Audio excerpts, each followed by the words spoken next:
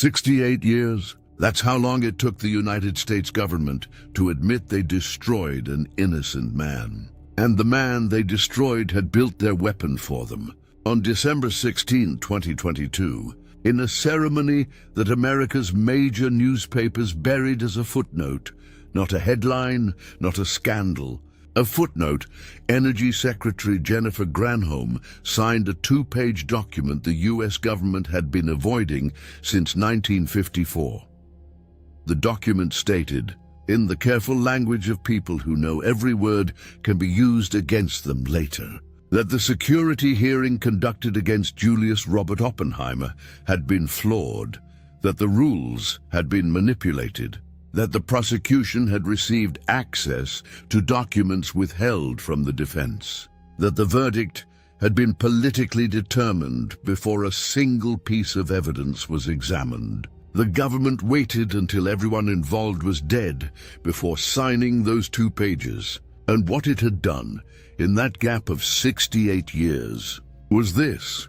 It had methodically dismantled, using its own institutional machinery against one of its own citizens, the man who had built the most powerful weapon in American history, because that man had dared to say, out loud and with the unimpeachable authority of someone who had actually built that weapon, that it needed limits, that an unchecked nuclear arms race was a path toward the end of the species, that the American nuclear monopoly wouldn't last, and that when it ended, the world would be a far more dangerous place if nothing had been done while there was still time. Every single one of those claims proved correct. That's exactly why they destroyed him. But there's a part of this story the 2022 document doesn't mention. That Christopher Nolan's film, 3 hours, 7 Oscars, nearly $1 billion at the box office, showed for less than 2 minutes without ever really engaging with it. A part that doesn't live in any hearing room, any classified file, any quiet ceremony of belated recognition. It's the part that involves a woman named Toni. Toni Oppenheimer was 4 years old when her father was summoned to a Washington interrogation room. She was 7 when the verdict came down, and the family name became, in the corridors of American power, synonymous with danger and inconvenience. She grew up in Princeton, watching the most brilliant man she would ever know being systematically erased from the world he'd helped create, present at home, absent from everything else. In 1977, at 32 years old, Toni Oppenheimer was found dead at the family's vacation home in the U.S. Virgin Islands, the same place where her father's ashes had been scattered into the ocean 10 years before. Power calculates the cost of destroying a man. It never calculates the cost of destroying everything around him. This story is going to talk about Toni, and it's going to cover everything else that's been left out. The declassified documents that prove the conspiracy with bureaucratic precision, the specific man who orchestrated Oppenheimer's destruction for reasons that had as much to do with unresolved personal humiliation as national security, a woman named Jean Tatlock, whose death in 1944 was never fully investigated and whose funeral Oppenheimer couldn't attend, and a scientific discovery he made in 1939, 6 years before the bomb, that mathematically predicted something the physics world would take decades to confirm, something that Einstein himself said was impossible. None of this is in the film. Almost none of it is in any book most people have read. Here at the Unseen Key, we exist for one specific purpose: to tell the stories that power spent real resources making sure you'd never hear. Not conspiracies, documented facts, verifiable dates, real names. Stories that were left out not by accident, but by deliberate decision. If this is your first time here, subscribe now, not as an automatic gesture for the algorithm, but as a choice that you want continued access to this kind of story. And hit that like button. It tells YouTube this content deserves to exist, that stories like this one don't deserve to get buried a second time. To understand why 1954 happened the way it did, we need to understand who Oppenheimer was long before any bomb. And there's a specific moment, an autumn afternoon in Cambridge, England, in 1925, that reveals more about who this man actually was than anything that came after. A moment that involves an apple, toxic chemical compounds, and a breakdown that nearly destroyed everything before it even started. What he did, and what it reveals about the internal architecture of the mind that would build the bomb 20 years later, is where this story really begins. The story of the apple doesn't appear in any popular version of Oppenheimer's life. Not in the documentaries, not in the encyclopedia entries, not in the anniversary pieces newspapers run when some nuclear milestone hits a round number. But it's documented, obliquely, in letters and contemporary accounts compiled by biographer Kai Bird and historian Martin Sherwin in their book, American Prometheus. 25 years of research that won the Pulitzer Prize in 2006.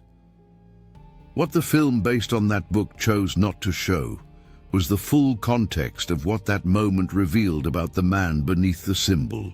Julius Robert Oppenheimer arrived at Cambridge in 1925 carrying a confidence that bordered on arrogance, and in most cases, it was entirely earned by an intellectual track record that had impressed every teacher he'd encountered since childhood. At 9 years old, he was corresponding with adult members of the New York Mineralogical Club, discussing the chemical composition of crystals at the level of an experienced specialist. They thought he was an adult. When they found out he was a child, they formally invited him to deliver a lecture at their monthly meeting. He went. He gave the lecture. He didn't seem to find this particularly noteworthy. He'd grown up in a high-floor apartment on Manhattan's Riverside Drive, overlooking the Hudson, purchased by his father Julius, with a fortune built as a textile importer. His father had arrived from Germany at 17 without speaking English, without a cent, and had built himself to the top of his industry through pure force. Of work, the kind of trajectory that instills in children a specific combination of material security and deep conviction that effort is the only honest path to anything that matters. His mother, Ella Friedman, was a formally trained painter. There were original Van Goghs on the walls. The environment Robert grew up in paired enough wealth to never worry about the basics with an intellectual seriousness that made material comfort almost irrelevant. The important question was never what something cost, but what it meant. At Harvard, he completed 4 years of undergraduate chemistry in 3. He did this while simultaneously studying ancient Greek literature in the original continental philosophy and Sanskrit. The Sanskrit in particular, which condensed versions of his biography mention as the eccentric hobby of a man too cultured for his own good, was, in reality, a discipline he pursued with the same intensity he brought to physics. He read the Bhagavad Gita in the language it was written in, with annotations, with the same analytical rigor he applied to a physics paper. The structure of thought that Sanskrit carried, questions about action and moral consequence, about the human being's relationship to forces larger than himself, about what it means to act in the world while knowing the consequences of that action. This wasn't a pastime.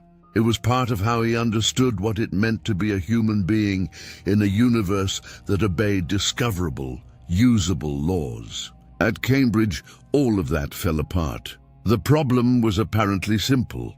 Oppenheimer was a born theorist being forced to work as an experimentalist. The hands that wrote equations with elegance didn't have the patience or the fine motor coordination required for the delicate instruments of Ernest Rutherford's labs, the man who had discovered the atomic nucleus and who ran the Cavendish laboratory with the authority of someone who knew exactly what he expected from his students. Oppenheimer's experiments failed with a regularity that humiliated him. His direct supervisor, Patrick Blackett, who would become a Nobel laureate in physics in 1948, criticized him with a frankness that Oppenheimer experienced not as constructive feedback, but as accumulated humiliation, layer on layer, week after week. And then came the apple. He took it, went to the lab, injected it with toxic chemical compounds available on the shelves, and left it on Blackett's desk, then walked out. The apple sat there. Blackett didn't eat it. Nobody did. But Oppenheimer had done that. Had, even if only for a moment, even while pulling back before anything irreversible, turned an idea into a physical object and left that object in someone else's path. What this episode reveals isn't calculated malice. It's a specific kind of disintegration. A man of exceptional intelligence confronted with an area of failure that wouldn't yield to pure intellectual effort. That required exactly the kind of skill he didn't have and couldn't develop through willpower. Having a breakdown that found expression in a form that would pursue him internally for years as guilt. When his parents found out, he had written about what he'd felt with a candor that reads today as symptomatic. The response was immediate. A doctor, then a psychiatrist. What the records of the era suggest, interpreted through contemporary clinical vocabulary, is a severe depressive episode with dissociative elements. The experience of acting and simultaneously observing your own actions as if the actor and the witness were two different people sharing the same body. Recovery came partly from a trip to Brittany, France, and entirely from a decision Oppenheimer made about himself with the precision he applied to any technical problem. No more experimental work. Theoretical physics only, and he would be the best at what he'd chosen, because the alternative was intolerable for someone built the way he was. In 1926, he transferred to the University of Göttingen in Germany to work under Max Born, and there he finally found the right terrain. Göttingen in 1926 was the most exciting place in physics. Heisenberg formulating the uncertainty principle, Schrödinger publishing his wave equation, Dirac advancing toward the unification of quantum mechanics and special relativity. Oppenheimer entered that environment and flourished at a pace that surprised even the most experienced. In 2 years, he published foundational papers that established his international reputation before he turned 25. His doctoral defense was held before a panel of world-class physicists, and James Franck, a member of that panel and future Nobel laureate, told colleagues afterward, "I'm glad it's over. He was threatening to examine us." In 1927, he was 23 years old, had his doctorate, and possessed a clarity about what he could do that few people achieve in any field. He returned to the United States with offers from several of the country's top universities and began to build something that didn't exist in America, something whose existence would make possible both the greatest achievement and the greatest tragedy of his life. But before Berkeley, before the students and the labs and the American physics he would transform, there's something Oppenheimer did in 1939 that almost nobody tells, alongside the story of the bomb. A discovery that proves what was destroyed in 1954 was far larger than one inconvenient voice on nuclear policy. And that discovery begins with a question that seemed too abstract to have any practical consequence. What happens to a star when it dies? In 1929, Oppenheimer accepted simultaneous positions at Berkeley and Caltech and began doing what he had promised himself, being the best. What he built at Berkeley over the following years has no parallel in the history of American physics. Before his arrival, the center of gravity of theoretical physics was entirely European: Berlin, Copenhagen, Göttingen, Cambridge. American students who wanted to work at the frontier of knowledge packed their bags and crossed the Atlantic. After Oppenheimer, there was an American Pole drawing the world's best to the San Francisco Bay. As a teacher, he was simultaneously the most stimulating and the most exasperating professor his students had ever encountered. He thought faster than he could speak, and he spoke very fast. He skipped 5 steps in a calculation as if they were self-evident, because to him they were. He moved between English, German, French, and Sanskrit in a single explanation, without realizing he'd switched languages. Students who lost the thread kept coming back. There was something in the torrent that created a specific kind of intellectual dependency, the sensation of being in the presence of a mind operating at a different register from the ordinary, and that proximity to that register, even without fully understanding it, expanded something in your own capacity to think. Among his direct students at Berkeley were several of the physicists who would work with him on the Manhattan Project a decade later, and some who would testify against him at the 1954 hearing. None of them, sitting in Berkeley classrooms in the 1930s, could have imagined that the same narrative thread would connect the laboratory to the Washington hearing room. In February 1939, while Hitler was finalizing preparations to invade Poland and Europe was marching toward war, Oppenheimer published a 7-page paper in the Physical Review that should have transformed astronomy immediately. It didn't. It took decades. The paper, written with his student George Volkoff, mathematically established what we now call the Tolman-Oppenheimer-Volkoff limit, the maximum mass a neutron star can have before gravity overcomes any known physical force capable of resisting collapse. Neutron stars are the densest objects in the universe accessible to direct observation, the collapsed core that remains after a massive star explodes in a supernova. A teaspoon of neutron star material would weigh approximately 1 billion tons on Earth's surface. Oppenheimer and Volkoff used the tools of Einstein's general relativity and quantum mechanics to calculate the maximum mass such an object could have before no known force could sustain it against its own gravity. And the final paragraph of the paper concluded something the physics world of 1939 simply didn't want to accept: that objects above this limit would undergo continuous gravitational collapse, without end, toward a state of theoretically infinite density. Oppenheimer had mathematically proven the existence of black holes in 1939, 6 years before Trinity. 22 years before John Wheeler coined the term black hole in 1961, decades before the astronomical community accepted that these objects actually existed in physical reality, and not just in equations. The paper was ignored, partly because the world was preparing for war, partly because the conclusion seemed too outlandish, and partly for a reason that books rarely state clearly enough.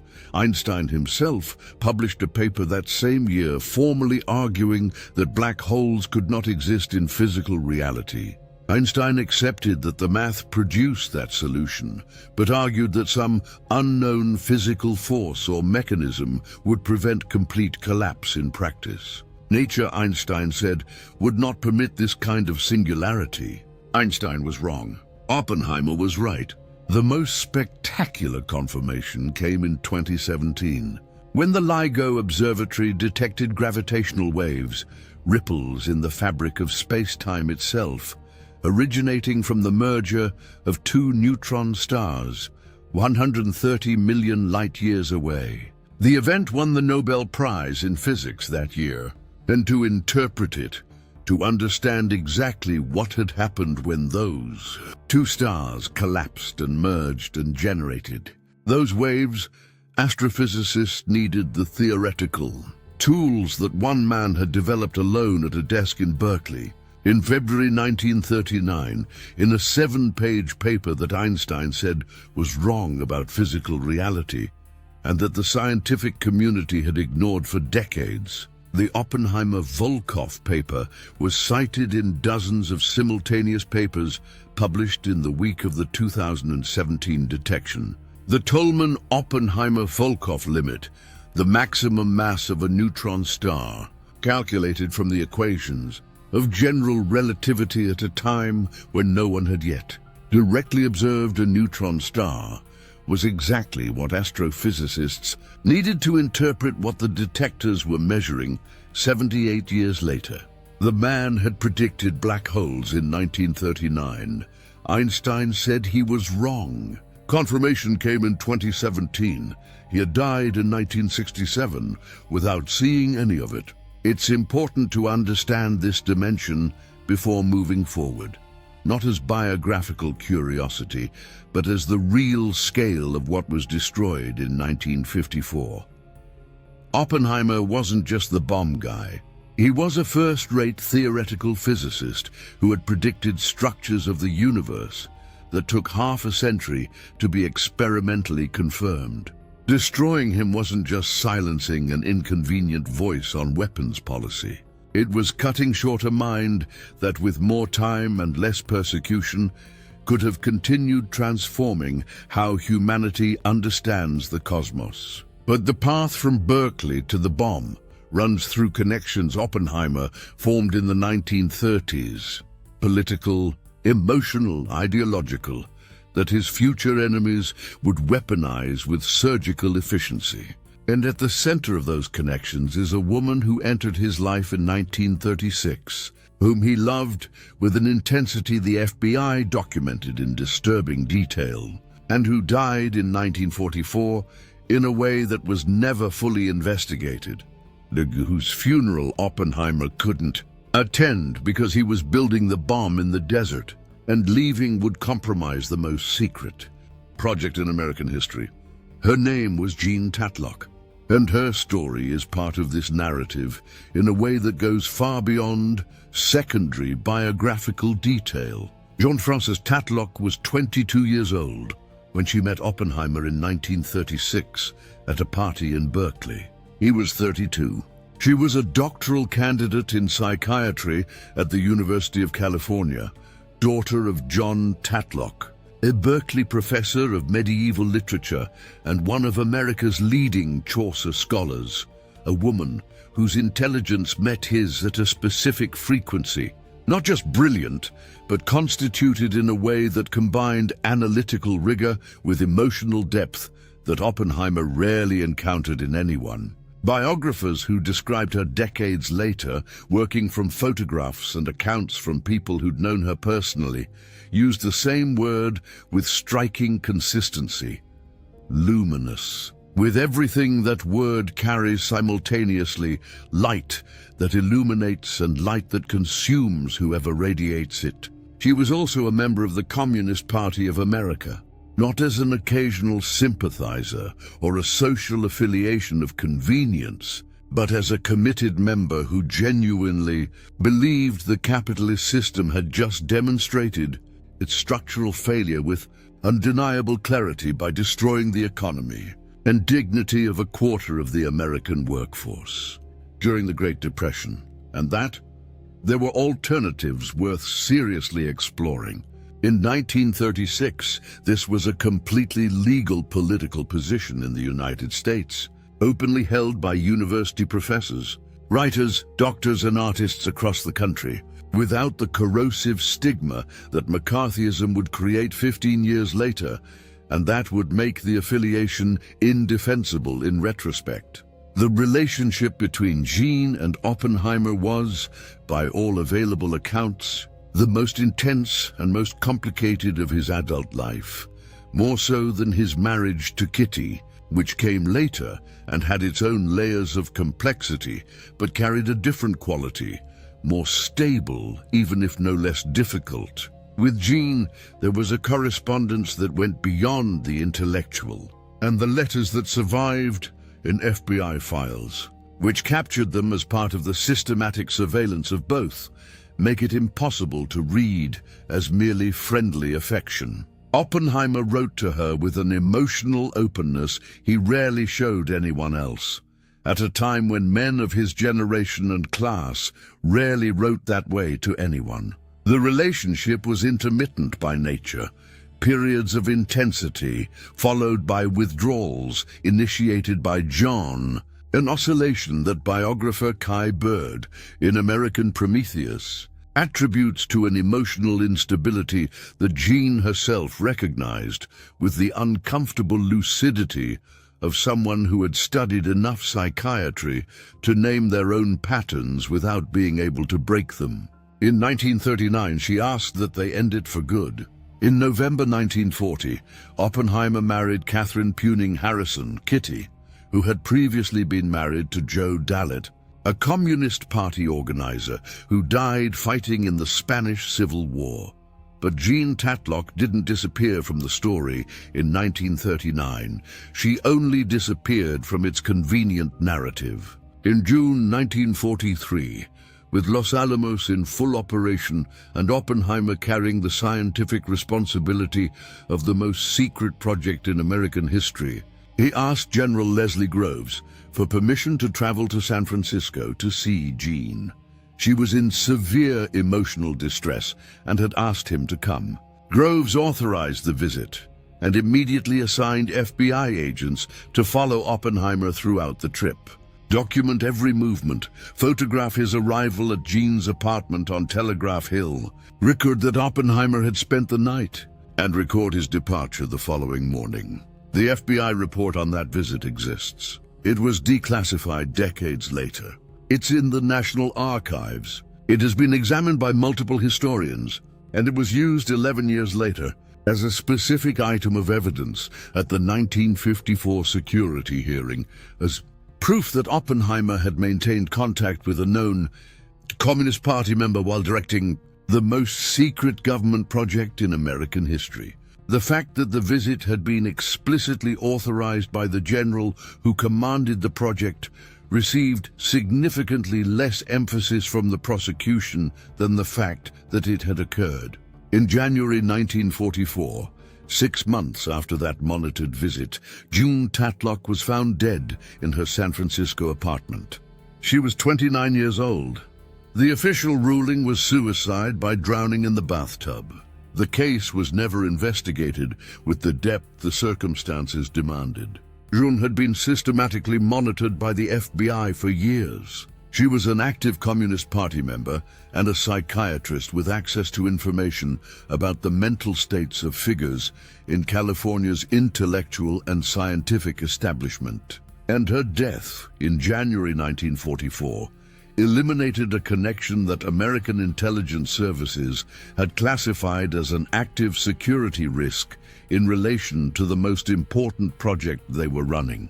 There is no documented evidence of third-party involvement in her death. What there is the absence of an investigation that would have been necessary to establish that absence conclusively. And that distinction matters. June Tatlock's story tends to get closed off quickly, with disclaimers about the lack of evidence. In a move that repeats exactly the problem it describes, the matter wasn't adequately investigated. Therefore, it can't be answered with certainty, and the lack of an answer gets presented as the absence of a problem. That reasoning serves people who want the question closed better than people who want to understand it. What is documented without any speculation? Jean died. Oppenheimer found out while he was at Los Alamos. He didn't go to the funeral. Any departure from the plateau for personal reasons, especially to San Francisco, where the FBI had photographed him during the June visit, would have been an unacceptable security risk to the project. The man who had loved Jean with an intensity the FBI had documented in detail, learned of her death, stayed on the plateau, and kept working. That kind of cost doesn't appear in any Manhattan Project progress report. It's the weight a man carries silently, without a document, without a hearing, without any possible verdict. It's just weight, accumulated on top of weight that already existed, on top of weight that was still to come. Kitty knew about the June 1943 visit. She knew about the FBI. She knew what Gian had represented.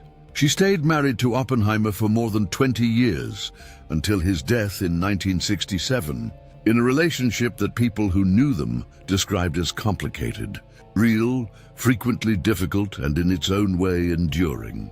The Depression, the left-wing politics of the 1930s, Juntatlock, the party, the FBI, all of it was documented in the files J. Edgar Hoover had compiled on Oppenheimer over the years with the meticulous patience of someone building something for future use. In 1953, someone with privileged access to those files began transforming them into an indictment. That someone had a name, had specific documented motivation, and had, from the moment Eisenhower appointed him that same year, the exact position that gave him the power to act. But before we get to that man and what he did, and he's going to appear in this story with every detail his involvement deserves, we need to go to the New Mexico desert.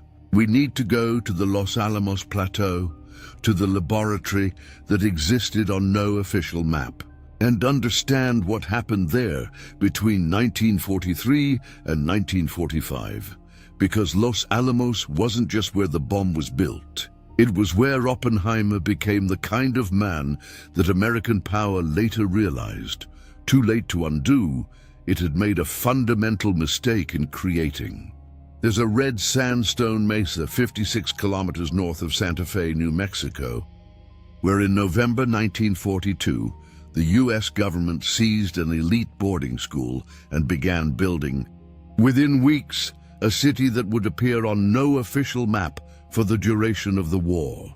The students of the Los Alamos Ranch School, children of wealthy families paying considerable tuition for their heirs to learn horsemanship and desert survival with dignity, were sent home with a week's notice. Teachers were compensated in a hurry. And where there had been a place for character formation for privileged young men, there began to rise the place where humanity would discover it had acquired the capacity to destroy itself. Oppenheimer had chosen Los Alamos. He knew the mesa from horseback rides through the years he'd maintained a ranch in the nearby mountains, the Perro Caliente, the hot dog named after an incident with his mare. The altitude of 7,200 feet kept the air cool even in the New Mexico summer. The isolation was near total. A single controllable access road, the plateau surrounded by mountains on 3 sides, a cliff on the 4th. A place that could be defended and kept secret with reasonable military resources. General Leslie Groves commanded the military side of the project. He was a 260-pound man who had built the Pentagon in 16 months and believed theoretical physicists were essentially overeducated children. His choice of Oppenheimer as scientific director had been his own, against the advice of nearly everyone around him, who pointed to the communist connections, the girlfriend in the party, the left-wing history. Groves chose him anyway, and he explained the reasoning in his memoirs with the honesty that is, in retrospect, the most generous acknowledgement any American military officer ever made about Oppenheimer. He was the only available man who understood both the physics and the people, who could keep 100 brilliant, difficult personalities working in sufficient harmony to produce results, who had the systemic vision to see how the pieces fit together, not just how each individual piece functioned. The recruitment was Oppenheimer's first organizational miracle. Niels Bohr, the father of atomic physics, architect of the quantum model of the atom, had escaped Nazi-occupied Denmark in September 1943 on a fishing boat to Sweden, and then on a British military aircraft to England. Flying in the bomb bay at high altitude, he nearly died of hypoxia because the oxygen helmet didn't fit his unusually large head.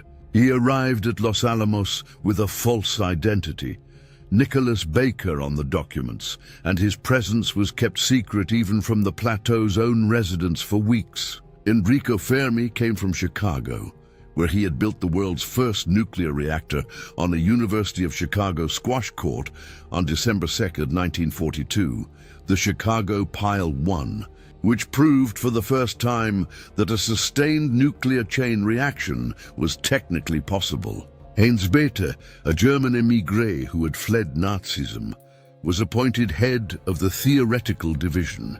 Edward Teller, a Hungarian émigré, came but spent most of his time pursuing his own idea. A fusion bomb, far more powerful than the fission bomb that was the project's actual objective, eventually known as the super or hydrogen bomb, creating recurring tension with Oppenheimer, who needed Teller focused on the immediate goal and never quite achieved it. And there was Richard Feynman, 25 years old, already clearly the kind of genius that appears once per generation. In the gaps between high-intensity theoretical physics sessions, Feynman systematically cracked the safes in the lab's offices, not to steal anything, just to prove the security system was a fiction. He'd leave notes inside the safes for the owners to find. Groves was furious. Oppenheimer genuinely found it funny.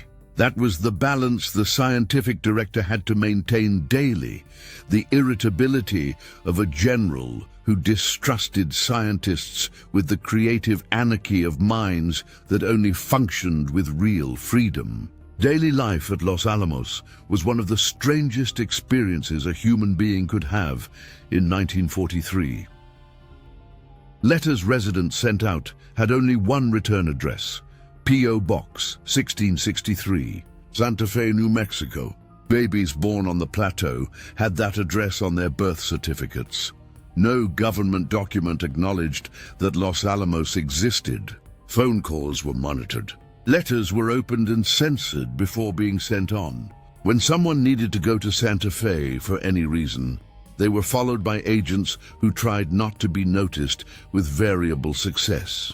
The central technical problem Los Alamos needed to solve was, in accessible terms, this: nuclear fission, the forced splitting of the nucleus of heavy atoms of uranium-235 or plutonium-239, releases energy in enormous quantity because a small mass of nuclear material is equivalent, through Einstein's E-mc2, to an extraordinary amount of energy.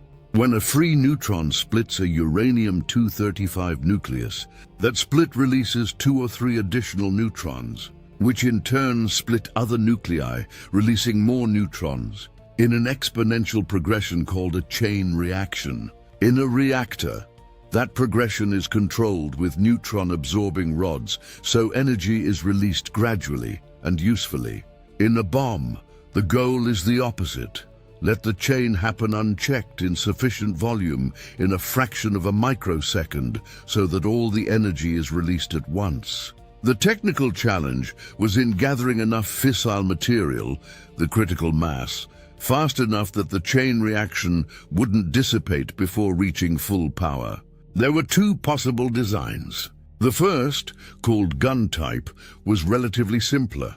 Fire a uranium-235 projectile into a uranium-235 target, instantly creating critical mass. Functional but only viable for uranium, because the plutonium produced in reactors contained impurities that would make the gun-type design impractical. The reaction would start before critical mass was achieved, producing a weak premature explosion. The second design, necessary for plutonium, was radically more complex: implosion. A spherical shell of conventional explosives arranged in precisely shaped lenses around a plutonium core, detonated simultaneously with microsecond precision from every point on the surface, would compress the core so rapidly it would reach supercritical state before it could disperse. The idea was elegant in theory and an engineering nightmare in practice, getting dozens of detonators to fire in perfect synchrony from every side of a sphere with a maximum deviation of microseconds. Using 1940s electrical technology, Any asymmetry in the implosion wave would cause the core to disperse rather than compress. The implosion problem occupied much of Los Alamos's technical effort throughout 1944 and 1945. George Kistiakowsky, an explosive specialist, led the work on the explosive lenses. Robert Batch's division developed the electrical detonation systems. Hans Bethe coordinated in the theoretical division the calculations that verified whether what was being built should, in theory, work. Oppenheimer was at the center of all of it, not just as an administrator, but as someone who understood each technical component deeply enough to know when a problem had actually been solved versus when it was merely being deferred. In 1943, he weighed 160 pounds. By August 1945, he weighed 128. He smoked 3 packs of cigarettes a day. The photographs from that period progressively show a man whose blue eyes kept transmitting the same intensity, but whose face had sunk around them. Not just weight loss, but the physical expression of what it means to carry what he was carrying. By July 1945, the implosion device was ready. The test was scheduled in the Jornada del Muerto Desert in New Mexico, and Oppenheimer was about to find out whether 2 years of work by the world's greatest physicists had been sufficient, and about to see, 30 miles north of the detonation point, what would happen to the families in Tularosa that nobody had evacuated, nobody had warned, and about whom the U.S. government would not speak honestly for 79 years. July 16, 1945, 5:29 in the morning, mountain wartime, the desert called Jornada del Muerto, the dead man's journey, a name inherited from centuries of Spanish colonization when travelers died of thirst on that waterless stretch between the Rio Grande and the Camino Real. Was in complete darkness before dawn when the detonation system for Gadget was activated. From the control bunker 10 kilometers away, the device called Gadget, a code name delivered with the black humor of people trying to pretend they were doing something ordinary, as if the word used to describe a new kitchen appliance could also describe the most destructive weapon in human history, was mounted on a 30-meter steel tower at Ground Zero. Kenneth Bainbridge, the physicist who had directed the entire Trinity test operation, stood beside Oppenheimer in the bunker. Multiple witness accounts describe Oppenheimer's state as a tension beyond ordinary nervousness. The absolute containment of a man who had spent 2 years building something whose real-world function couldn't be verified without destroying it, and who knew that in the microseconds to follow, the answer would be definitive. The detonator fired. Gadget's explosive lenses detonated in perfect synchrony. The plutonium core was compressed. What happened in the seconds that followed has no precedent in human experience up to that moment. A fireball with a surface temperature exceeding 6,000 degrees Celsius, hotter than the surface of the sun, expanded from ground zero in less than 1 second to a diameter of hundreds of meters. The 30-meter steel tower that had held the device was vaporized, converted to plasma, and dispersed in the air in a fraction of a second, leaving no identifiable solid fragment. The pressure wave overturned armored vehicles positioned by the army at distances the engineers had calculated as safe. The desert sand beneath the explosion melted instantly into green-yellow glass, a material scientists would call trinitite, across an area 300 meters in diameter. The mushroom cloud rose to 12 kilometers of altitude in a column of light and smoke visible from El Paso, Texas, 270 kilometers away. The shock wave reached the bunker as physical pressure in the chest, in the eardrums, across every surface of the body, felt even behind concrete walls, even 10 kilometers from the center of the explosion. When it passed, Oppenheimer closed his eyes for one complete moment, then opened them, and came in Sanskrit, the verse from chapter 11 of the Bhagavad Gita, the poem he had read dozens of times in the original language, but which he encountered in that instant with a weight no prior reading had produced. Now I am become death, the destroyer of worlds. The Sanskrit word isn't death in the individual sense, it's Kala, the time that devours everything, the cosmic force that acts through whatever instrument is available. He had become the instrument. Kenneth Bainbridge walked over minutes later and said, in a tone witnesses present described as completely devoid of irony, "Now we are all sons of bitches." Oppenheimer didn't respond. He nodded. But there's a part of the Trinity story that none of the standard histories tell with the depth it deserves. A part the US government took 79 years to begin legally acknowledging.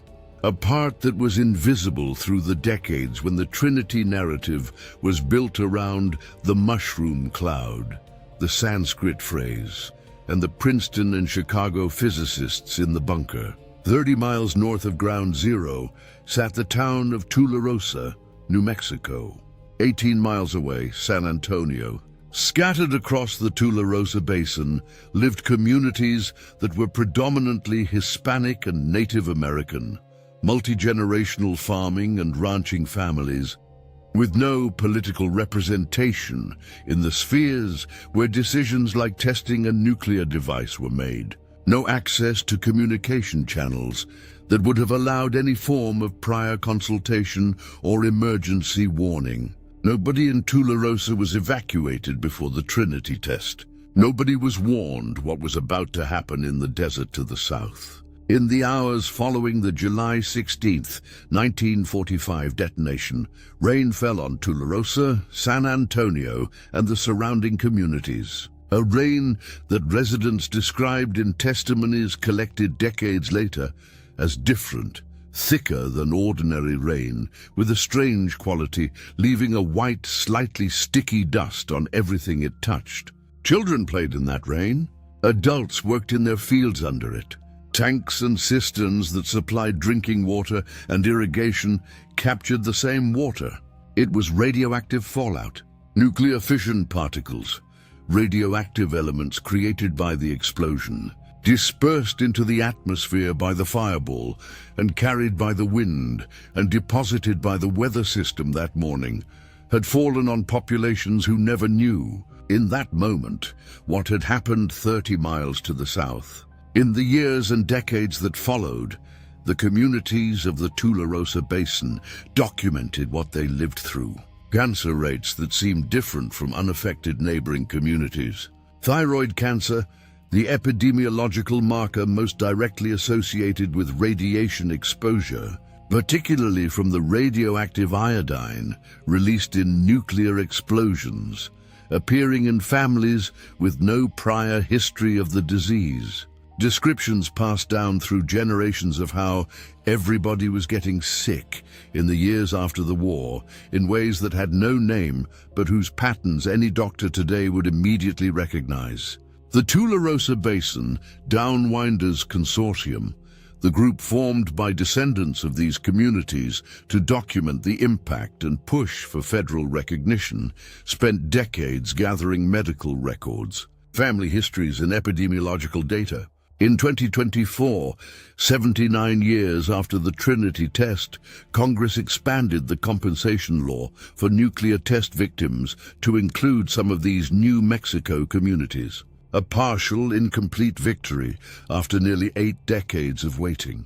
Oppenheimer never knew the extent of what had fallen on Tularosa. The project was classified in ways that meant meteorological and epidemiological data about civilian populations affected by the test didn't reach the scientific leadership after detonation, but in writings and statements from the years that followed. There are references to the issue of civilian contamination from nuclear tests as something the American program had systematically underestimated and that needed serious, transparent scientific study. It was one more item on the growing list of things he knew, or felt he had reason to know, that the government preferred he keep out of any public space. The bomb worked. The original urgency of the project, beating Germany in the nuclear race, had evaporated in May 1945 with the German surrender. The ALSO's mission, which investigated the Nazi nuclear program in the final months of the European war, discovered the Germans were significantly behind. Werner Heisenberg had miscalculated the required critical mass by a factor of 10, and many of Germany's best physicists, Jewish or opposed to Nazism, had fled and were now working for the other side. There was no race. There never had been in the practical reality of 1945. But the project had its own momentum, and Harry Truman, who had assumed the presidency with Roosevelt's death in April 1945 and only learned of the Manhattan Project's existence at that moment, had a decision to make about Japan, which was still fighting with a ferocity that the battles of Iwo Jima and Okinawa had made devastatingly clear. On August 6th, the Enola Gay dropped Little Boy on Hiroshima, between 70 and 140,000 deaths by the end of 1945. On August 9th, Fat Man destroyed Nagasaki, between 40 and 80,000 immediate deaths. On August 15th, Japan surrendered. The war was over, and the man who had built the instrument that accelerated that end was about to commit the only kind of mistake that certain systems never forgive, continuing to be honest after he'd served his purpose. In October 1945, Oppenheimer resigned as scientific director of Los Alamos. The gesture was formally expected. The war was over, the objective had been reached. But there was a second reason, which he expressed privately with the clarity that only absolute trust allows. He didn't want to be associated with what he knew was coming next. And he knew exactly what was coming, with the precision of a man who had built the weapon and therefore understood what it meant as a policy instrument, better than any general or strategist who had never touched one. At his final staff meeting as director in November 1945, he said what he thought in front of the entire team with a frankness that shocked even those who knew him well. He said that if nuclear weapons were used again in future wars, people would curse Los Alamos and everything done there. He said the American nuclear secret wouldn't last, that the Soviet Union would develop its own bomb, not in decades, as many generals assumed with the confidence of people who had never built one, but in years. And he said the only sustainable path for human civilization was some form of international control over the weapons they had just created, a body with real authority over the development and use of nuclear armaments before proliferation made the question unmanageable. Every single one of those claims proved completely correct, and every one of them placed Oppenheimer in direct collision with the forces that wanted the opposite: to maintain American nuclear monopoly as a permanent geopolitical pressure instrument, expand the arsenal without external limits, and develop progressively more destructive generations of weapons as the cornerstone of American strategy in the emerging Cold War. In 1946, he became chairman of the General Advisory Committee of the newly created Atomic Energy Commission. Simultaneously, he was appointed director of the Institute for Advanced Study in Princeton, the IAS, where Einstein also worked. He moved there with Kitty, with Peter, and with Tony, who was 2 years old. From the IAS, he became the most visible scientific voice in America. Time magazine's cover in November 1948, university lectures across the country, articles, radio interviews. The image that appeared everywhere, the pork pie hat, the thin overcoat in Princeton's cold, the blue eyes that seemed to analyze anything with the same intensity they brought to an equation. The symbol, In 1949, what he had predicted with precision that irritated those who had bet on the monopoly came to pass. The Soviet Union tested its first atomic bomb on August 29th, exactly when he had said it would happen. And instead of that confirmed prediction amplifying his authority, it produced the opposite effect in the government sectors that feared him. If he had predicted it with such precision, maybe he knew because he had helped. The logic was openly absurd. McCarthyism didn't need logic. It needed an accusation plausible enough to serve the purpose. Edward Teller was pushing hard for the immediate development of a hydrogen bomb, a thermonuclear weapon based on the fusion of hydrogen nuclei, potentially dozens or hundreds of times more powerful than fission bombs. The General Advisory Committee, under Oppenheimer, examined the proposal in October 1949 and issued a unanimous recommendation against immediate development, with two distinct arguments: a technical one, that Teller's design had serious unresolved physical obstacles, and a moral one, signed by 8 of the 9 members, that a weapon whose scale made any distinction between military target and civilian population impossible was, by definition, a weapon of genocide. Truman ignored the recommendation in January 1950 and ordered the accelerated thermonuclear program. Teller went to Los Alamos with full authorization, and Oppenheimer, the architect of the first generation of weapons, became, from the perspective of those controlling the second generation, an obstacle that needed to be removed.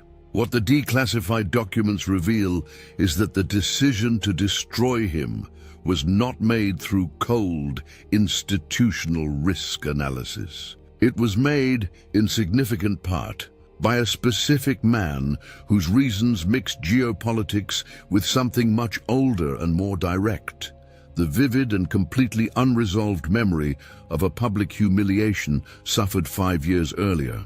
When William Borden's letter landed at the FBI in December 1953, Eisenhower didn't hesitate. He ordered what he called a blank wall between Oppenheimer and any classified information, an immediate informal revocation of his clearance, before any formal process, before any hearing, before any evidence was examined. The president, who had been Oppenheimer's ally, who had consulted him on nuclear questions for years, had done the math and decided the political cost of defending him was greater than the moral cost of surrendering him. Oppenheimer was notified in December of that year, resign quietly from his advisory positions or face a formal security hearing. His attorneys, Lloyd Garrison, one of America's preeminent public interest lawyers, recommended he accept the resignation. It was the rational move. Walking away meant keeping whatever remained of his reputation intact. Fighting meant a public process rigged against him, conducted under rules designed to produce a specific result, with no real avenue of appeal. Oppenheimer refused to resign. He had spent 30 years building a body of work, in physics, in policy, in the public trust that the scientific community had placed in him as its most visible voice. He was not going to hand that over without a fight. It was the kind of decision that, looking back, you can read 2 ways: as courage or as the choice of a man who still believed the system he had served would recognize the difference between loyalty and inconvenience. He was wrong about that second reading, but he made the choice. And on April 12, 1954, the hearing began. Louis Lichtenstein Strauss pronounced Strauss. He insisted his entire life, not Strauss like the Viennese composer, was born in Richmond, Virginia in 1896, the son of a traveling shoe salesman who worked the state's interior with his sample cases. He was entirely self-taught, built entirely by his own effort, and carried the specific sensitivity of someone who had gotten where he was without the polish of the right institutions. Deeply alert to any signal that he was being treated as less than his status demanded, even more alert when that signal came from someone with the polish he lacked. He had built a fortune as a partner at the investment bank Kuhn, Loeb & Co. in New York, served as a naval officer in World War II, and been appointed to the AEC in 1946. He had studied physics enough to understand the basic concepts without having the deep technical training to evaluate them critically, which made him more dangerous than a complete layman, because it gave him enough confidence to opine with authority on questions where he was only superficially equipped. In June 1949, during a congressional hearing on the export of radioisotopes to Allied countries, Strauss had publicly argued that the export represented a national security risk, that radioactive materials could be converted for military use. Oppenheimer was called as a technical expert and dismantled the argument with an efficiency that left no room for generous interpretation, and with an audible condescension that senators and journalists present documented in session reports. He said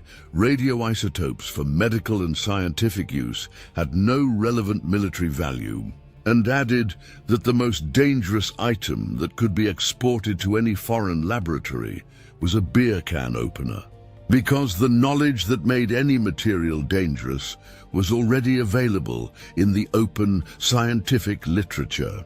Strauss had been left exposed in front of senators, journalists, and colleagues as someone whose question hadn't merited a serious answer, because a physicist had considered his reasoning insufficiently sophisticated to deserve real technical engagement. That kind of humiliation, for a man constituted the way Strauss was constituted, doesn't dissipate with time. It crystallizes. And in 1953, Eisenhower appointed him chairman of the AEC, placing Oppenheimer's most determined enemy in the position with the greatest institutional authority over Oppenheimer's future. When William Borden delivered to the FBI in December 1953 a letter built using access to files that Strauss had facilitated beyond what Borden's position justified, stating that Oppenheimer was probably a Soviet agent, Strauss had his ammunition. The opening he needed had already been created. Now he had everything. The formal security hearing began on April 12, 1954. The panel, Gordon Gray, former Secretary of the Army, chairman, and the most clearly aligned with the result the prosecution desired. Thomas Morgan, an Ohio industrialist with no scientific background, and Ward Evans, a chemist, the only scientist in the group who would be the only one to vote in Oppenheimer's favor. The procedural rules, documented in the transcripts that were declassified decades later, constitute, by the standard of any Western legal system, a series of violations that would have immediately justified overturning the proceedings in any formal court.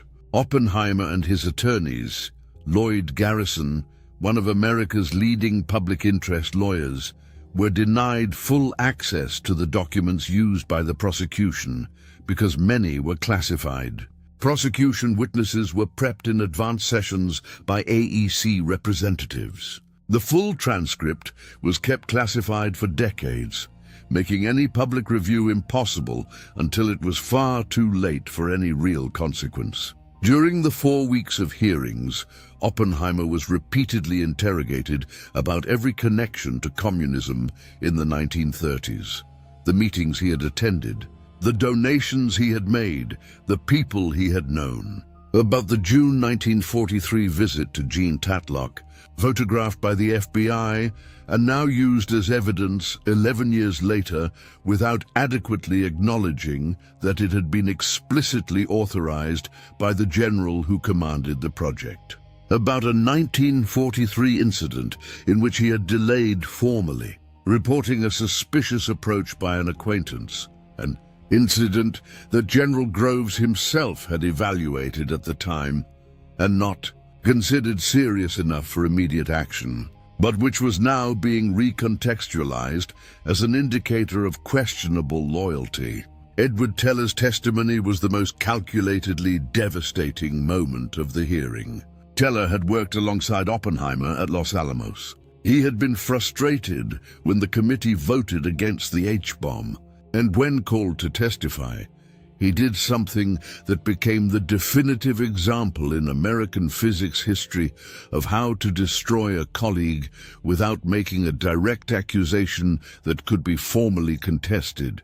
He said he would not trust national security matters to Oppenheimer's judgment, and that he would prefer to see them in other hands. He didn't allege treason. He didn't accuse espionage. He simply said he preferred another man, in a room where that statement made by that man in that context meant what everyone understood it to mean. The American scientific community never forgave Teller. Until his death in 2003, at 95, Los Alamos veterans who were still alive turned their backs on him at public events. When the National Academy of Sciences debated awarding him its highest honor in 1996, the resistance from veteran physicists was so intense that the vote had to be deferred for months. On May 29, 1954, the panel issued its report, 2-1 against Oppenheimer. The majority document stated explicitly that there was no proof Julius Robert Oppenheimer had betrayed his country, acknowledged his fundamental loyalty, and condemned him anyway, for basic defects of character, for his opposition to the H-bomb, for past communist connections, for inconsistencies in testimony over the years. Guilty of thinking the wrong way. The AEC under Lewis Strauss confirmed the verdict 4-1 in June. Henry Smith, the only member with serious scientific training, wrote in a separate opinion that the proceeding had been fundamentally unjust and that the decision would seriously damage the willingness of top-level scientists to serve the American government for years to come. It didn't change the result. Oppenheimer was banned. The voice that had built the bomb, predicted the Soviet test, warned against unchecked escalation, was now formally excluded from any classified discussion about the question that had defined his life. The architect banned from the architecture by administrative decree, signed by the man who had been publicly exposed in a congressional hearing room 5 years earlier. And what the men in that room had not calculated, what the calculations of power almost never calculate, was what banning a man does to the people growing up around him. Oppenheimer returned to Princeton. The Institute for Advanced Study required no security clearance and hadn't been taken by Strauss. He continued as director, supervised research, received international physicists. The structure of life maintained its external shape, but the silence around it had a different quality. The silence of a man who had been at the center of everything and was now formally excluded from the decisions that had been his reason for being. Physically, the hearing had accelerated a deterioration already underway. Photographs from 1955 and 1956 show a man who had lost not just the weight Los Alamos had taken and never fully returned. He had lost the posture, the presence that made his entry into a room immediately felt by everyone in it. Kitty drank more seriously. The marriage survived in the form of 2 adults who had been through too much together to separate and who probably couldn't have articulated, if asked, what was keeping them in the same place besides shared history and children. Peter Oppenheimer made the choice that only makes complete sense when you know the context. He became a carpenter in New Mexico, the same state where the bomb had been built. There was something in that choice that was simultaneously distance and return. Hands that work in wood rather than hands that calculate what physical creations will do to the world once they exist. The bomb maker's son chose to build with his hands. And then there was Tony, Catherine Oppenheimer, Tony always, the nickname having replaced the formal name so completely that the formal name sounded strange in any informal context. grew up in Princeton with the specific combination of distinction and weight that defines the fate of children of people who became historical while still alive. She was intelligent, with her father's blue eyes and a quality of presence that people who knew her described as luminous, but with something just underneath that the luminosity seemed to require as its cost, a fragility that anyone observing her closely eventually noticed. She studied and worked as a translator at the United Nations, work that expressed the multilingualism of the environment she'd grown up in. The father who read Sanskrit for pleasure, who switched languages in his lectures without realizing he'd changed, and perhaps also a belief or a desire to believe. That communication between nations could produce something different from what it had produced in her father's life. There's no record of Toni ever making any public statement about the 1954 hearing or what it meant for the family. The biographers who describe her work from friends' accounts, not her own words, and that absence, which could be discretion, could also be the silence of someone who learned from age 4 that certain conversations have no safe place to happen. In 1967, her father died. In 1972, Kitty died. Toni was left with the house in the U.S. Virgin Islands, those Caribbean waters where both parents' ashes had found the ocean. In 1977, at 32 years old, Toni Oppenheimer was found dead in that house. Suicide. There's no way to know what she was carrying in that specific moment. No letter, no note, no statement that clarifies what brought her there. What there is an arc of facts. A 4-year-old child when her father was publicly destroyed. An adult who built a professional life entirely anchored in the belief that nations could understand each other.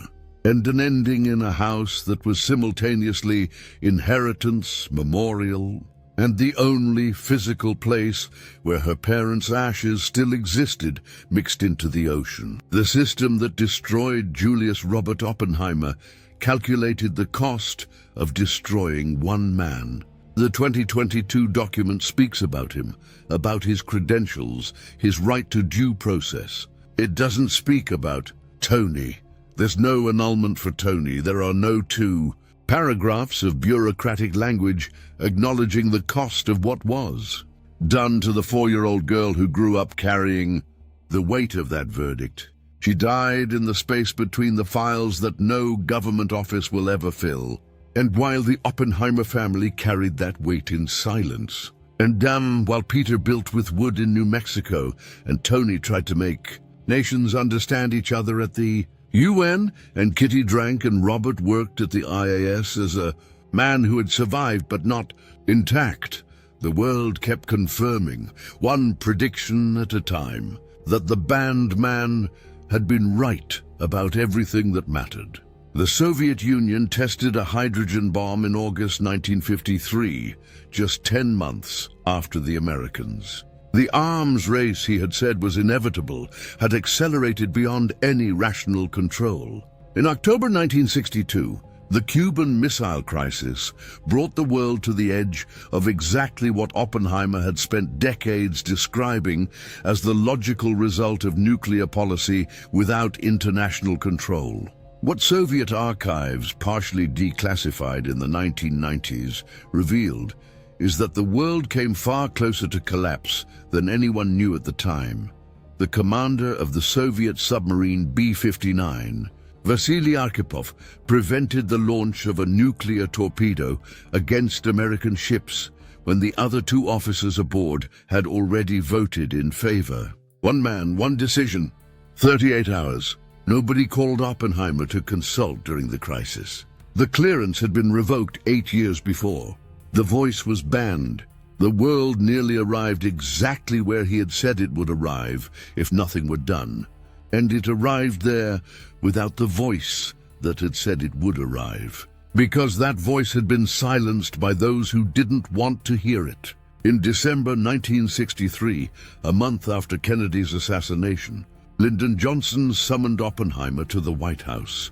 The Enrico Fermi Award, the highest distinction the U.S. government grants to scientists in the field of nuclear energy. Kennedy had announced the award before Dallas as the closest thing to public rehabilitation the presidency was willing to offer. Johnson delivered it in an act that everyone present understood, without anyone saying so. As the closest the U.S. government was willing to come to an apology without any of the formal costs an apology would have required. The clearance was not restored. There was no review process, no explicit acknowledgement that anything had been wrong. A gold medal and a $50,000 check and a handshake from a president who hadn't been in power in 1954 and who could afford the symbolic gesture without any of the costs that gesture would have required then. Oppenheimer accepted. His speech was 3 minutes dignified, without performative bitterness. And there was, in the blue eyes that the photojournalists captured while Johnson spoke, something the medal couldn't reach. The look of a man who had spent the best years of his public life being punished for understanding what he had created, and was now receiving an award that acknowledged the creation without acknowledging the punishment. In 1965, the diagnosis came: throat cancer. Decades of 3 packs a day. The instrument through which the most important physicist in America had reached the world was being destroyed by the same instruments the man had used to survive the impossible years, a precision of irony that seemed fabricated but wasn't. He kept working, as much as the disease allowed. He supervised research at the IAS, corresponded with physicists around the world, gave lectures at Princeton until the voice began failing perceptibly. In 1966, standing before physics students who had their whole lives ahead of them, speaking with the voice the disease had already begun to alter, he said that the greatest mistake humanity could make with scientific knowledge was to treat it as an instrument of power without simultaneously developing the wisdom to understand what to do with what power creates. That science without conscience wasn't science, it was armament. That the scientist's duty wasn't just to discover, but to understand the consequences of what was discovered and speak about them. Even when power preferred they go unsaid. He gave that lecture as a man with months to live. He kept speaking. On February 18, 1967, Julius Robert Oppenheimer died in Princeton, New Jersey. He was 62 years old, young for any man. Extraordinarily young for a man who had done what he had done, and who, without the cigarettes and without the years of pressure, might have lived to see what came next. Kitty scattered his ashes in the Caribbean waters near the Virgin Islands house. No formal U.S. government representative was present. Lewis Strauss lived until 1974. In retirement since the humiliation of 1959, when the Senate rejected his nomination as Eisenhower's Commerce Secretary, the first cabinet nomination rejection since 1925, driven in part by the belated willingness of senators who in 1954 had stayed silent. Edward Teller lived until 2003, still trying to explain 1954 to anyone who still wanted to hear it. In 2004, Kai Bird and Martin Sherwin published American Prometheus.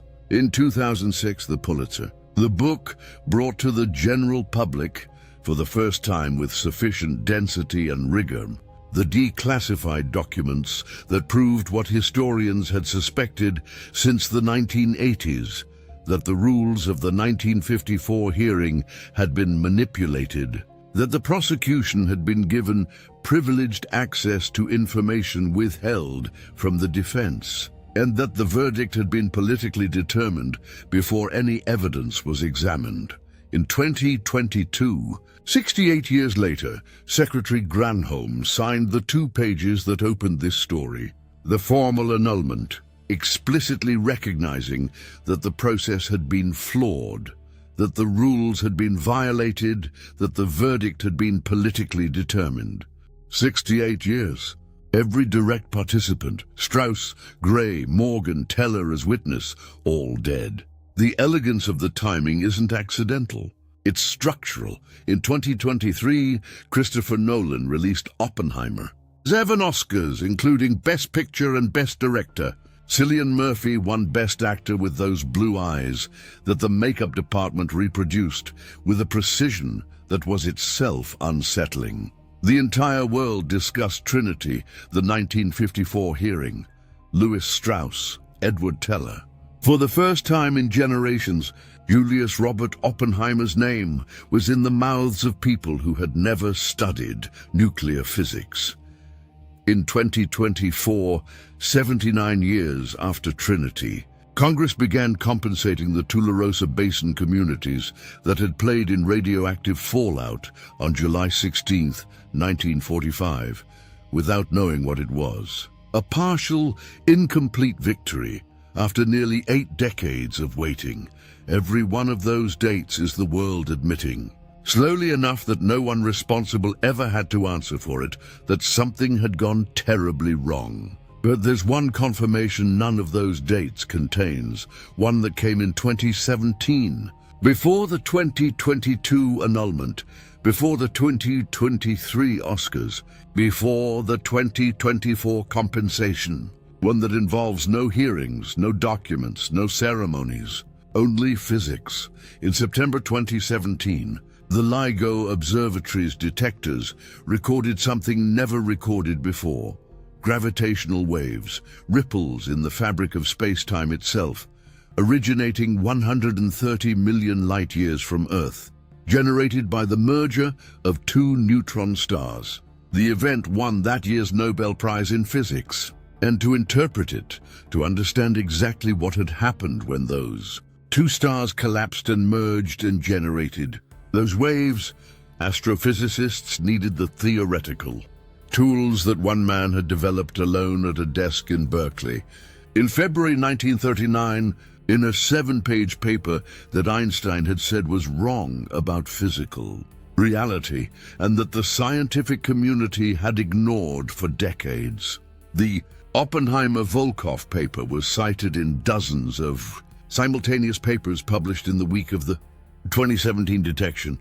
The Tolman-Oppenheimer-Volkoff limit, the maximum mass of a neutron star, calculated from the equations of general relativity at a time when no one had yet directly observed a neutron star, was exactly what astrophysicists needed to interpret what the detectors were. Measuring 78 years later, the man had predicted black holes in 1939. Einstein said he was wrong.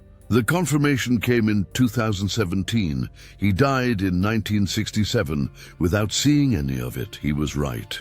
About the black holes, about the timing of the Soviet test, about the arms race, about the missile crisis as the logical consequence of nuclear policy without international control. About virtually everything he said and was punished for saying through the methodical destruction of his public career.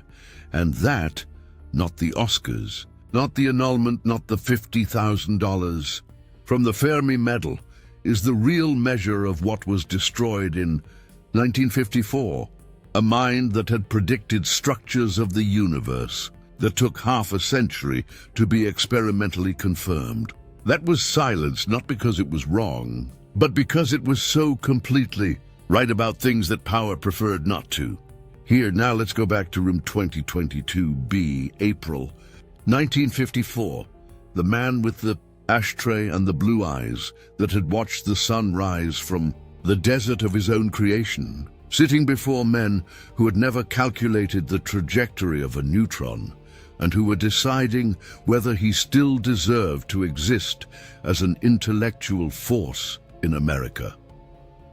What they wanted to destroy wasn't a spy.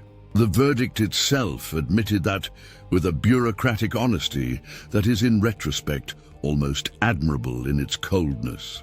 No proof of treason. They acknowledged his fundamental loyalty. And they condemned him anyway, for basic defects of character, a category vague enough to include whatever power needed to include, formal enough to look like due process to anyone who didn't want to look closely. What they wanted to destroy was the voice of someone who had been there, who had watched the fireball rise over Jornada del Muerto, who had carried the technical and moral weight of what he had created, who had been saying out loud with the unimpeachable authority of someone who built it with his own hands and knows exactly what it can do, that an unchecked nuclear arms race was the path toward the end of human civilization. That voice had a property no general or bureaucrat or Washington strategist could replicate: credibility grounded in direct experience and incontestable technical knowledge. When he said that thing needed limits, nobody in the room could say he didn't understand what he was describing. The only available response was imposed silence, and the silence was imposed with documented efficiency. Clearance revoked, access denied, institutional career ended, using mechanisms that the 2022 document would acknowledge had been manipulated, and using those mechanisms while maintaining just enough appearance of legal process that no direct accusation needed to be proven to any clear standard. The system that produced that room wasn't an anomaly of McCarthyism that died with McCarthy. It was a demonstration of what existing institutional mechanisms can do when directed at an inconvenient voice by people whose motivations mixed genuine geopolitics with unresolved personal vanity and cold political calculation. Those mechanisms were not abolished after 1954. The 2022 document acknowledges they were illegitimately applied, but it didn't abolish them, and it didn't hold anyone accountable for the application. Power calculates the cost of destroying a man. It never calculates the cost of destroying everything around him. In Tatlock, dead in 1944 in a San Francisco apartment, whose funeral Oppenheimer couldn't attend. Toni Oppenheimer, dead in 1977 in a Caribbean house where her parents' ashes had mixed into the ocean, who has no 2022 annulment, who appears in no document of belated recognition, who lived and carried and ended in a space between the files that no government office will ever fill. The families of Tularosa, who waited 79 years for a partial compensation for radioactive rain that fell on them while the government celebrated a technical victory 30 miles to their south. Julius Robert Oppenheimer said, in one of his final lectures at Princeton, something that rarely appears alongside the Bhagavad Gita verse in the popular versions of his story. He said that the physicist, in the moment he understands what he can do and decides to do it anyway, enters the world of responsibility, and that there's no way back. That responsibility has no end, no absolution, no moment when it can be set down and the weight let go. That it simply continues, carried or not, recognized or not, destroyed or not. He kept carrying it, was destroyed for it, in the specific form that power chooses when it can't technically argue against a voice. The administrative proceeding, the character defect verdict, the quiet banishment from the arena where the voice would have been heard. And what survived the destruction, the predictions that time confirmed, the questions that power couldn't answer by simply silencing whoever was asking them. The story that is being told right now to you. That is what power failed to calculate. It survived the hearing, survived the clearance revocation, survived 68 years of official silence, survived the deaths of every man who tried to erase it. And it's here now in this video, being told to you in a way you may not have heard it anywhere else. With these details, with these names, with this precision, here at the Unseen Key, we believe every buried story deserves to be excavated with the same care and precision with which it was buried. If this one stayed with you, If Oppenheimer stayed with you, if Tony stayed, if Jean Tatlock stayed, if the families of Tularosa who played in Radioactive Rain stayed, share it, not as an automatic gesture, but because stories like this one only survive as long as someone keeps telling them. Every share is an archive. Every comment is a record that you were here and you heard. Every subscription is a guarantee that when the next buried story is excavated, it will reach you before forgetting closes in again. On July 16th, 1945, at 5:29 in the morning, a light was born in the dead man's journey that was brighter than the sun and lasted less than 1 second. The residents of Tularosa, 30 miles to the north, saw the sudden flash tear the darkness before dawn without knowing what it was. The physicists in the bunker 10 kilometers away closed their eyes, even behind darkened glass, because the luminosity was unbearable even at that distance. And Julius Robert Oppenheimer, when the light passed and the shockwave passed and the silence returned and the mushroom cloud began its slow and majestic ascent into the New Mexico sky, looked at what he had made and found in a language 3,000 years old. The only words that were equal to the moment, the cloud dispersed. The words remain.